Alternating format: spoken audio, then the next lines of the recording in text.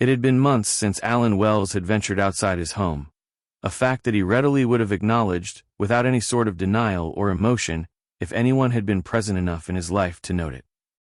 Not that such efforts hadn't occasionally been made by at least a few of his closest remaining friends and acquaintances, but wounded as they themselves had been, they'd eventually effectively allowed him to wallow in his grief and misery and solitude, blissfully ignorant of the toll it had taken on him. In truth, Alan was well aware that the behaviors he'd been engaging in for months since the death of his decades-long companion, Robert Cross, were far from healthy or reasonable. He had essentially cut himself off from the world, staying sequestered in the large suburban home he and Robert had shared for months at a time, drowning his sorrows in excessive quantities of food and alcohol, such that he would have easily tipped the home scale at nearly 300 pounds if he'd had the nerve or inclination to step onto it.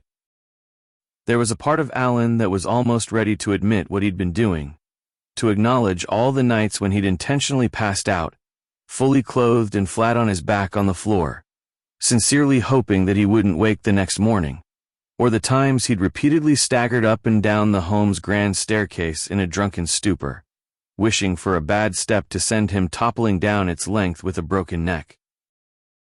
In what was left of his heart, Alan Wells didn't truly want to die, knowing without question precisely how coveted and rare the position he occupied as a wealthy and powerful man was.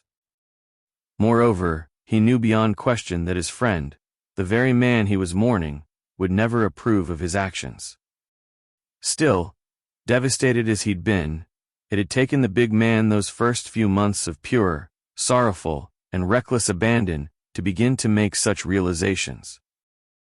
Eventually, Wells had found what he'd hoped would be the path to his salvation, as he sat at Robert's computer, typing out the words of a manuscript, a sort of memoir of their friendship, and the unique circumstances surrounding it.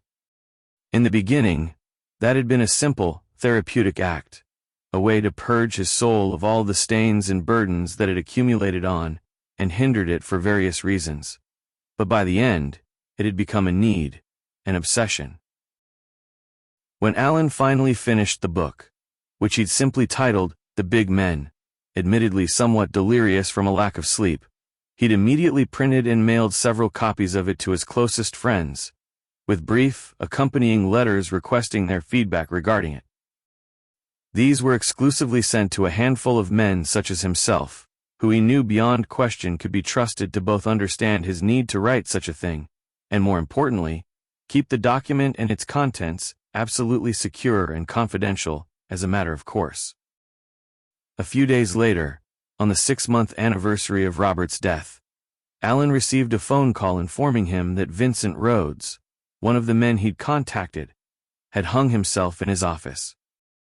The call had come from Rhodes' assistant, Lucy, who was clearly on the verge of tears, as she asked him to attend a memorial service for her boss that would take place at the company's headquarters the following week.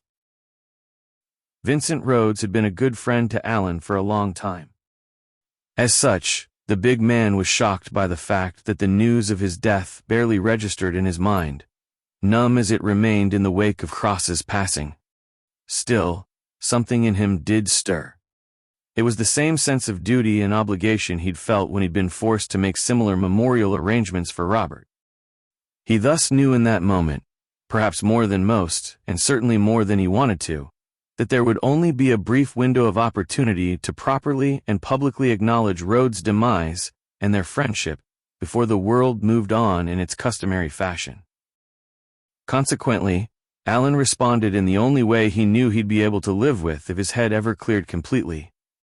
"I will be there, Lou. I promise." "Thank you, Mr. Wells," she said simply, obviously fighting her own emotions. "I appreciate it, and I know he will too."